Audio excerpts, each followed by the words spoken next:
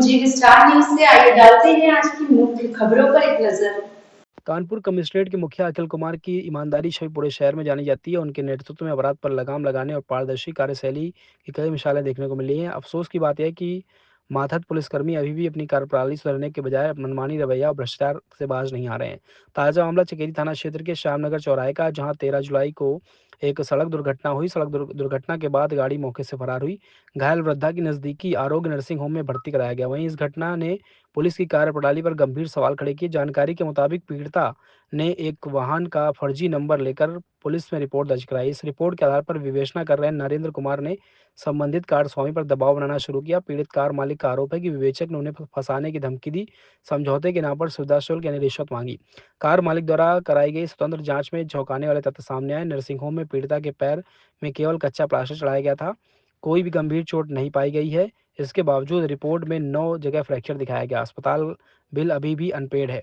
इस पूरे मामले की सच्चाई में बेहद गंभीर संदेह खड़ा हुआ।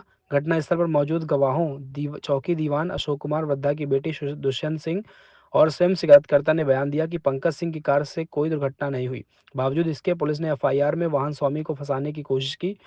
पीड़ित वाहन स्वामी का कहना है कि कार ने उनके घर पर वाहन को लेकर नोटिस चिपकवाया, लेकिन कुछ मिनटों बाद से हटवा दिया।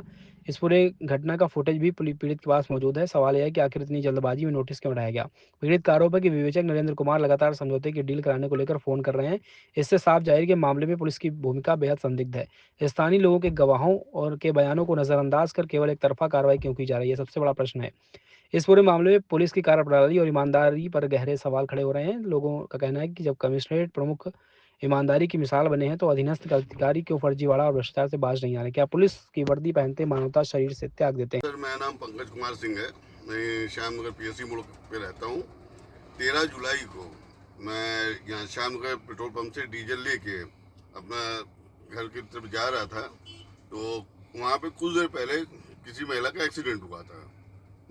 तो वहाँ पे बल्कि मेरे साथ एक था, उसने उसी कुर्सी पर बैठाला उठाला होगा, और 2-4 लोग, मैंने काफ़ी देर रुक के मैंने 2-4 लोगों से बातचीत की, क्या हुआ क्या नहीं करके मैं चुपचाप अपने घर चला गया। घर जाने के बाद 14 तारीख को मैं अयोध्या गया था अपनी फैमिली के साथ घूमने के लिए।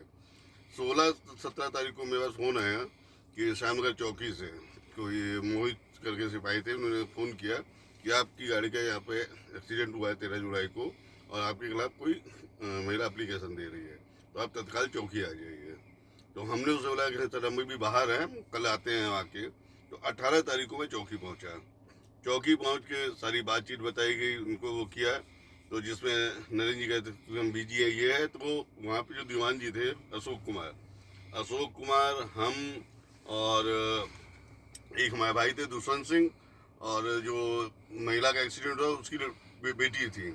तो हम लोग सब मौके वारदात पे पहुंचे हैं। तो जब 4-5 जो ठेले और ये सब खड़े थे, वहाँ पूछा गया कि अब ये कौन सी गाड़ी से एक्सीडेंट हुआ था, तो कोई कह रहा है कि अल्टो से हुआ था, कोई कुछ कह रहा था, लेकिन मेरी गाड़ी के लिए सबने मना डिनाई किया कि नहीं, इनकी गाड़ी से नहीं हुआ था।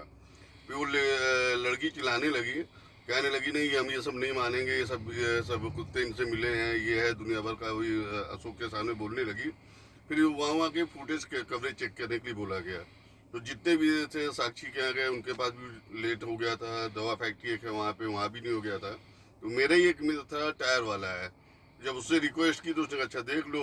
तो वहाँ बैठ के हमने, अशोक ने, दुष्यंत सिंह ने, और अशोक के साथ एक सिपाही और था वो, और प्लस इसकी लड़की, पूरा फोटो देखा गया, सब देखा गया। तो वहाँ पे हुआ कि भैया इनकी तो गाड़ी है नहीं। तो बस इतने में गुस्सा हो गया, वो लड़की निकली, अपनी एक्टिवा स्टार्ट की और सीधा घर चली गई। हम अपनी वही अशोक से बोला, हमने सर क्या करना है, कहते जाओ, जब तुम्हारा कुछ है ही नहीं तो कोई मैटर ही नहीं है। तो हम भी सर अपने घर चले आए। फिर मैं ये महाकालेश्वर के हम लोग घूमने गए हुए थे। तो 28 तारीख को फिर मेरे पास फ़ोन आता है कि आपके खिलाफ मुकदमा कर दिया गया जी। तो कोई नरेंद्र कुमार जी हैं, इन्होंने बोला कि तुम्हारे खिलाफ मुकदमा हो गया है। तो हम फिर दूसरे दिन पहुँच के वहाँ पे इनसे पूछा गया, तो कहते नहीं तुम्हारी गाड़ी से हुआ है। अशोक से मैंने बोला सर आप तो सामने थे ही, ये है। तो अशोक बोले मैं सीनियर, हम क्या बोले, अब आप ही देख लीजिए क्या किया जाए। उस दिन से इन्होंने मेरे ऊपर प्रेशर बनाना स्टार्ट कर दिया कि आप अपनी गाड़ी लाइए। फिर मेरे को जब हमने गाड़ी लाने से मना किया, तो हमको बहला के कहते हैं, नरेंद्र बोलते हैं, अरे गाड़ी तुम लाके खड़ी कर दो, 2 दिन में हम तुम्हारी गाड़ी रिलीज करा देंगे। तो हमने भी कहा चलिए ठीक है सर आपकी बात है, हम 2 दिन में खड़ी करो देंगे। हमने जब 2 दिन बाद जब कोर्ट में आके पता किया तो ये हुआ कि जितने की मेरी गाड़ी है मेरे को टला की जमानत देनी पड़ेगी। तब हमने नरेंद्र से बोला कि यार ऐसा ऐसा है, वहाँ जमानत के लिए बोल रहे हैं। कहते हैं नहीं ये है तुमको झूठ बनाया जा रहा, कल की डेट में तो मेरे पास गाड़ी लाके खड़ी करोगे। फिर जब नहीं गाड़ी खड़ी करने के वहाँ 2, 4, 5 दिन 10 दिन ऐसे निकले हैं तो इसने बोला कि तुम उस लेडी से बात हो गई है, आप चाहो तो उससे बात कर लो। तो हमने कहा सर देखिए आप ही बात कर लीजिए क्या है नहीं। तो वहाँ पे इकट्ठे ना 1000 2000 कुछ नहीं, सीधा 2 लाख रुपए की डिमांड की वजह 2-3 लाख से नीचे वो लेडीज नहीं मानेगी, 2-3 लाख रुपए उसको चाहिए। तो हमने साफ मना कर दिया भैया इतना में मुझे औकात नहीं, हम नहीं दे पाएंगे। फिर तब से नरेंद्र को इतना प्रेशर बनाने लगे, कभी मेरे घर में आके नोटिस चिपकाते हैं, 15 मिनट आके कुछ 5 मिनट बाद कुछ सिपाही आता है, नोटिस निकाल के लेके चला जाता है। कभी जो है अभी प्रेजेंट टाइम जब हुआ, हम कुलगांव मोड़ में एसपी साहब बैठते हैं। महिला कितनी चोट आई? महिला का नहीं सर मैं बताऊँ, वहाँ कुलगांव मोड़ में साहब बैठते हैं, वहाँ गया, वहाँ जाके मैंने सारी बात की। तो वो नाम उनके असिस्टेंट थे मिस्टर दामोदर, मैं अच्छी तरह जानता हूँ क्योंकि उन्होंने नरेंद्र को डायरेक्ट फ़ोन किया कि यार मैंने जब पूरी वीडियो देखी है इसमें जब इनकी गाड़ी नहीं तो तुम क्यों परेशान कर रहे हो, और जब तक कार्रवाई ना हो जाए आप इनकी गाड़ी नहीं खड़ी कराएंगे। इस बात को भी 4-5 दिन हुआ, 4-5 दिन बाद फिर इनका फोन आया कि ये गाड़ी खड़ी करिए।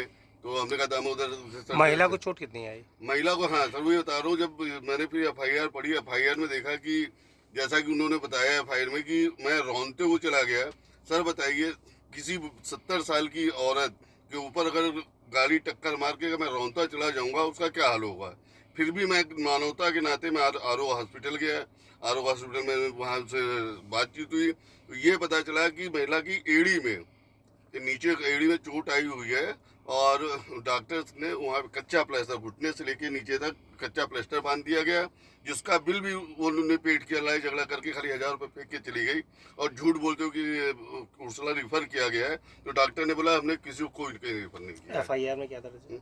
FIR में तो ये कह रही कि यहाँ पे हम गए, हमने इलाज कराया, डॉक्टर को नहीं समझ में आया, हालत सीरियस थी तो डॉक्टर ने उर्सला भेज दिया।